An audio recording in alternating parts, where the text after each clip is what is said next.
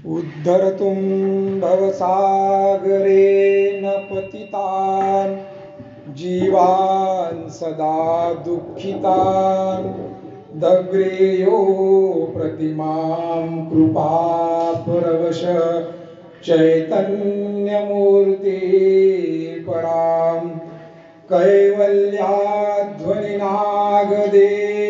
प्रवर पान्थकृतो येन स देवश्चक्रधरो शरण्यशरणो नन्तो निशं पातु मां सर्वज्ञ श्री चक्रधर स्वामी की जय।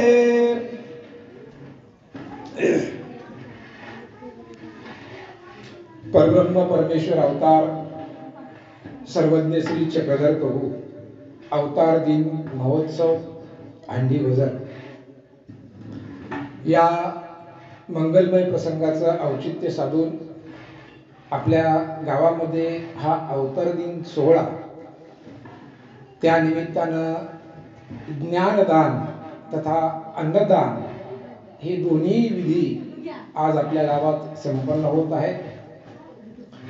या कार्यक्रमासाठी उपस्थित असलेले बोरी निवासी आदरणीय श्रद्धेय आचार्यप्रवर महंत श्री मालेराज बाबाजी मानेकर, तसेच जाडीच्या देवाहून आलेले महात्मा आदरणीय श्री वासुदेव मुनीजी, तसेच लिंगावरून आलेले आमचे पूर्वाश्रमीचे दादा तुळशीरामजी, आताचं नाव लक्षात नाही, नांदेडहून आलेल्या ताई आणि ज्यांनी आता आपल्याला आत्ताच मार्गदर्शन केलं असे आमचे स्नेही बोरीहून आलेले प्रमोद मुनी मानेकर, काही या पंचक्रोशीतील भाविक मंडळी उपस्थित आहे, आपण वजर येथील ग्रामस्थ सद्भक्त मंडळी, बंधूंनो, आपण खरंच दैवाचे आणि भाग्याचे आहात। आपल्या समोर संख्या किती आहे, उपस्थिती किती आहे हा विषय गौण आहे, पण जे माणसं उपस्थित आहेत ते अधिकाराचे आहेत, ते दैवाचे आहेत आणि ते भाग्याचे आहेत। आपल्याला माहित असेल की द्वापार युगामध्ये श्रीकृष्ण भगवंत अवतार कार्य करत असताना त्यांचे भक्ताची संख्या किती होती?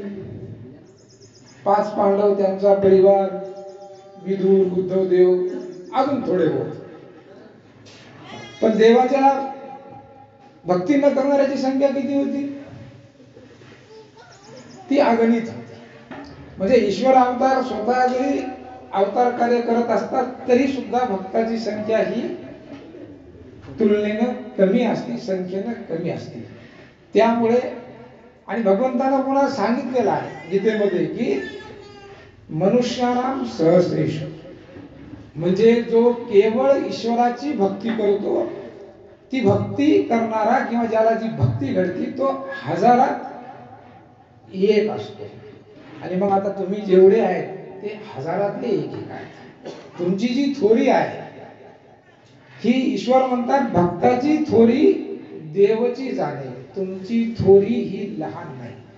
त्यामुळे आपला संख्या कमी असेल अधिक असेल, पण एकदा आपण ज्या अवताराचा आज अवतार दिन आहे त्याचा जयघोष सगळेजण म्हणून एक उंच आवाजात करूयात, कारण की आवाज दिल्याशिवाय अर्थतेने हाक दिल्याशिवाय परमेश्वर ऐकत नाही। जोपर्यंत द्रौपदी वस्त्रहरणाच्या टायमाला पितामह भीष्माकडे पाहत होती, त्यांच्या पतीकडे पाहत होती, कृपाचार्याकडे पाहत होती, तोपर्यंत देवांनी त्यांना वस्त्र पुरवले नाही।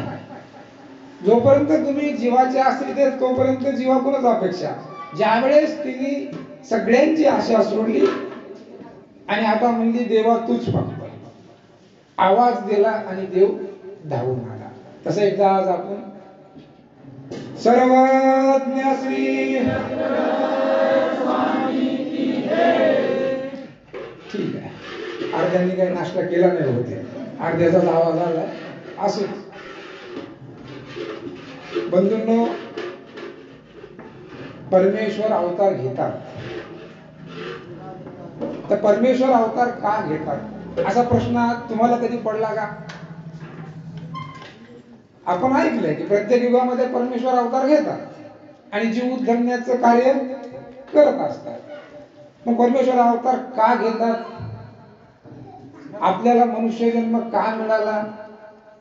आपल्याला प्रश्न पडायला पाहिजेत ना, कारण प्रश्न पडल्याशिवाय त्याचं उत्तर तुम्हाला भेटणार नाही ना, आणि तुमच्या ज्ञानामध्ये वाढ होणार नाही. गोपाल कृष्ण परमात्मा भगवद्गीतेत सांगतात की यदा यदा हि धर्मस्य ग्लानिर्भवति भारत अभ्युत्थानम् अधर्मस्य तदात्मानं सृजाम्यहम् परित्राणाय साधूनां विनाशाय च दुष्कृतां धर्म संस्थापनार्थाय संभवामि युगे युगे. मग आता गोपाल कृष्ण महाराजांना सांगितलं की प्रत्येक युगामध्ये धर्माची स्थापना करण्यासाठी, धर्माचं ज्ञान, तत्वज्ञान निरूपण करण्यासाठी परमेश्वर अवतार घेतात.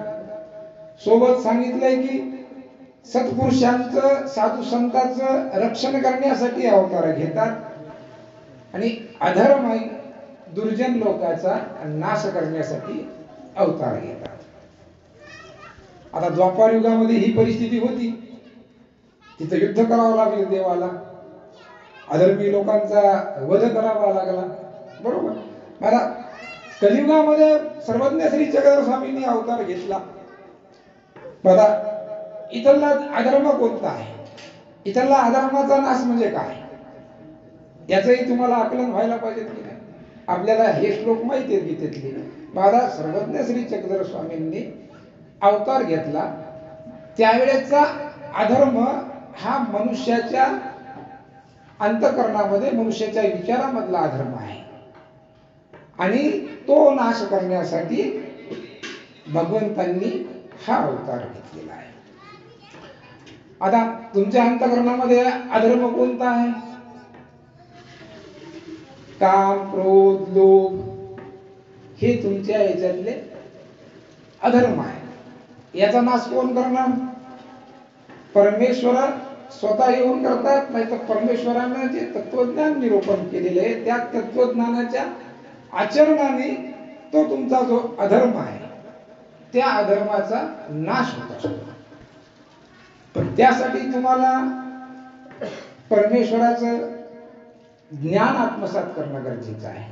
तुम्हाला परमेश्वराच्या विचाराचा सत्संग होणं गरजेचं आहे. तुम्हाला त्याच्यासाठी आश्रमात जाणे असेल, तीर्थस्थानाला जाणे असेल, सत्संग असतील, जे तुम्हाला शक्य आहे. कोणी आपल्या इथं येत असेल, जसाही पद्धतीने तुम्हाला ज्ञानार्जन करता येत असेल ते तुम्ही ज्ञानार्जन करणं गरजेचं आहे. आपले प्रपंच चालूच आहेत. तुम्हाला काय प्रपंच पहिल्यांदा प्राप्त झालाय असं आहे का? मुळीच नाही. जन्मोजन्मी प्रपंच करत आपण आलेलो आहात. जन्मोजन्मी अनंत जन्म आपण प्रपंच केला, अनंत जन्म आपल्याला सत्ता मिळाली, संपत्ती मिळाली, शेती बाडी जेही वैभव असेल ते प्रत्येक जन्मात प्राप्त झाले. पण परमेश्वर प्राप्त झाला नाही, म्हणून तर आपल्याला पुन्हा पुन्हा या जन्मामध्ये आणि पुन्हा पुन्हा या मृत्यूमध्ये अडकावं लागते. पण तुम्ही दैवाभाग्याचे आहात. तुम्हाला प्रपंचामध्ये ईश्वराची भक्ती प्राप्त झाली, तुम्हाला प्रपंचामध्ये परमार्थ कळालेला आहे. आणि ज्याला प्रपंचामध्ये परमार्थ कळाला त्याची जी महती आहे, जेने साधी येल्या दोन्ही तयासारखं नाही कोणी नाही. ज्याला दोन साधता आल्या, ज्याला प्रपंचही करता आला, पण प्रपंच कसा करता येईल? तो परमार्थावर आधारित प्रपंच असावा. तुम्हाला हा देह भेटला, या देहाचं साध्य तुम्ही असं समजू नका की आपल्याला फक्त द्रव्य प्राप्ती करणे, आपल्या मुलाचं संगोपन करणे, सोयऱ्या धैर्याचे संबंध सांभाळणे, पुन्हा एक दिवशी व्रत होणे आणि एक दिवशी मृत्यू होणे. हा मनुष्य देह तुम्हाला एवढ्यासाठी भेटला नाही. हे तर तुम्हाला जे कर्तव्य कर्म प्राप्त झाले ते तर करावंच लागेल. पण खास जे मनुष्य देह भेटला त्याचा मुख्य जे उद्देश होता, परमेश्वराची भक्ती या देहामध्येच प्राप्त होती, या मनुष्य देहामध्ये. इतर देहामध्ये होती का? इतर देहामध्ये सर्व आहे. एक सुभाषितकाराने सांगितलेलं आहे की आहार निद्रा भय मैथुनंच सामान्य वेतत पशुभी नरानं धर्मो हि देशामधिको विशेष धर्मेन होना पशुभी नरानं. ते म्हणतात की बा आहार निद्रा भय प्रपंच हे मनुष्यामध्ये आहे आणि पशु पक्ष्यामध्ये आहे. तुम्हाला माहित आहे की त्यांना बी पोट आहे, ते बी आपलं एक एक अन्नाचा कण उचलून आणतात, त्यांचं स्वतःचं उदरभरण करतात, पिलांचं उदरभरण करतात, ते त्यांच्यासाठी खोपे करतात, म्हणजे सुंदर घरही करतात, पिलांना वाढवतात, त्यांना बी निद्रा आहे, त्यांना बी भय आहे. मग तुम्हाला जे आहे ते त्यांना आहे. मनुष्यामध्ये आणि पशुमध्ये काय फरक आहे? मग शास्त्र सांगते की धर्मो हि देशामधिको विशेष. धर्म आणि ईश्वर भक्ती ही अशी गोष्ट आहे की जी मनुष्य देहामध्ये आणि पशु पक्ष्यामध्ये ही अंतर निर्माण करते. ज्याच्या मुखामध्ये ईश्वराचं नाम आहे, ज्याने उपदेश घेतलाय, ज्याच्या गळ्यात माळ आहे, तो मनुष्य. आणि ज्याच्या मुखामध्ये परमेश्वराचं नाव नाही, त्याची तुलना शास्त्र ग्रंथ म्हणतात की धर्म ही देशामध्ये तो जे धर्मेन होणं पशुभी नरानं. त्या पशुच्या वर्तनामध्ये आणि तुमच्या जर वर्तनामध्ये फरक नसेल तर तुम्हाला त्या दोन्हीची बरोबरी साध्य आहे. बहुता सुकृते नरधे लाभला भक्ती विना गेला अधोगती. या मनुष्य देहाचं जे फळ आहे, याचं जे सार्थ आहे, हे फक्त भक्ती आहे. आणि भक्ती कशी करावी याचं जे तत्वज्ञान हे तुम्हाला गीतेमध्ये लीळाचरित्रामध्ये तुम्हाला आत्मसात करावं लागणार आहे. तत्वज्ञान सखोल आहे. गरज आहे फक्त तुम्हाला प्रपंचातून वेळ काढायची. तुमची गत कशी झालेली माहिती आहे का? साप आणि बेडूक. तुम्हाला माहित आहे की साप बेडकाला धरतो. आता कसा धरतो? ते बेडूक उड्या मारत पुढे जाते, साप त्याच्या पाठीमागे लागतो. मग ते साप काय करतो? त्याला पाठीमागून धरतो. मग धरल्यानंतर ते त्याला हळू हळू हळू हळू गिळते. एकदम गिळत नाही. 5%, 10%, 15%, 20%, 25%, 30% असं करत करत त्या बेडकाला त्याने 70% गिळलं. आणि आता 30% राहिला फक्त पुढे त्याचा भाग, 2 पाय आणि त्याचं थोडंसं तोंडाचा भाग. आणि तेवढ्यात त्या बेडकाच्या पुढे माशी बसली. माशी बसली तर त्याही स्थितीमध्ये ते बेडूक जीभ काढून त्याला धरायचा प्रयत्न करते, भक्षण करायचं. ज्याचा की 70% भाग मार्गी लागलाय आणि उरलेला काही क्षणामध्ये उरलेला 100% जाणार. तरी सुद्धा ते माशी धरण्याचा प्रयत्न करते. तुमची प्रपंचामध्ये ही स्थिती आहे. अहो, तुमचं वय झालं म्हणजे काळानं तुम्हाला गिळलं ना. कोणी 50चे म्हणजे 50% गेले, कोणी 60चे झाले म्हणजे 60% गेले. तरी बी तुम्हाला उरलेल्या काळामध्ये बी ती जी माशी धरायला प्रयत्न करते, तसं तुम्ही स्वार्थ करता. तुम्हाला माहित आहे की उरलेला काळ किती आहे, तरी सुद्धा तुम्ही त्या माशीप्रमाणे शेवटच्या क्षणापर्यंत फक्त प्रापंचिक स्वार्थ पाहता. आणि प्रपंचाचं जे वास्तव आहे हे सगळ्यात संतांनी सांगितलेले आहे, प्रत्येक धर्मग्रंथामध्ये सांगितलेले आहे. आणि सांगून सुद्धा तुम्ही प्रपंचामध्ये इतके तल्लीन झालेले आहेत की तुम्हाला भक्ती, तुम्हाला धर्म हा रिकाम्या वेळेत करावा असा वाटतो. म्हणजे ज्या दिवशी वेळ असेल त्या दिवशीच धर्म करावं, भक्ती ही रिकाम्या वेळेतच करावी, म्हातारपणीच भक्ती करावी, हे जे तुमचे गैरसमज आहे हे काढून टाका. काही काही बाया म्हणतात लेकरं लहान आहेत, मोठं झाल्यावर करू, मग म्हणतात लग्न झाल्यावर करू. आता ते लहानपणापासून म्हातारपणापर्यंत हेच खरं झाले का? तुम्हाला कोणी प्रपंचात सुट्टी दिली का? दिली का? तुम्हाला सुट्टी ज्या वेळेस तुमचे हातपाय घेऊन बाजावर बसाल का, त्याच वेळेस प्रपंचात सुट्टी. ती बी सुट्टी कशी नाही, ती सून कोथंबीर आणून बाजावर देते बसल्या बसल्या करू. तुम्हाला सुट्टी नाही. मग तुम्हाला ही वेळ काढावं लागेल. आणि आज जर तुम्ही लोकांनी जर धर्मापासून दूर गेले, तुम्ही लोकांनी जर धर्म समजून घेतला नाही, तर तुमच्या मुलाबाळांनी तुमच्या परिवाराने काय आचरण करायचं, काय करायचं? तुम्ही जर समजा 2 टाइम देवपूजा केली तर लेकराला तुम्हाला म्हणण्याचा अधिकार आहे, अरे बाबा हात सवय कर, चहा पिण्याच्या अगोदर विशेष कर, मंदिरात गेला का हात जोडून ये, प्रदक्षिणा घालून. आता तुम्हीच करत नसल्यानंतर त्यांनी काय करावं? आणि धर्माची जी स्थिती माय मावल्यावर खरी ही तुमच्यावर अवलंबून आहे. तुम्ही जर घरामध्ये धर्म जर सांभाळला तर त्या घरामध्ये सर्वांगाने विकास होतो, त्या घरामध्ये व्यसनमुक्तता होती, त्या घरामध्ये चारित्र्य संपन्नता होती, त्या घरामध्ये सुजलाम सफलम सगळं होते. त्याच्यासाठी तुम्हाला दृढ व्हावं लागतं. आणि तुम्ही जर धर्म पेरला तर तो तुमच्या मुलाबाळामध्ये धर्मच आहे. तुम्ही एकदा प्रपंचातील धर्म या दृष्टीने तुम्ही त्याचा विचार करा की तुमचा प्रापंचिक फायदा धर्माने किती होतो, त्यावेळेस तुम्हाला त्याचं महत्व लक्षात येईल. तुम्हाला परमेश्वर मोक्ष देईल, तो देणारच आहे, हा विषय थोडासा बाजूला ठेवा.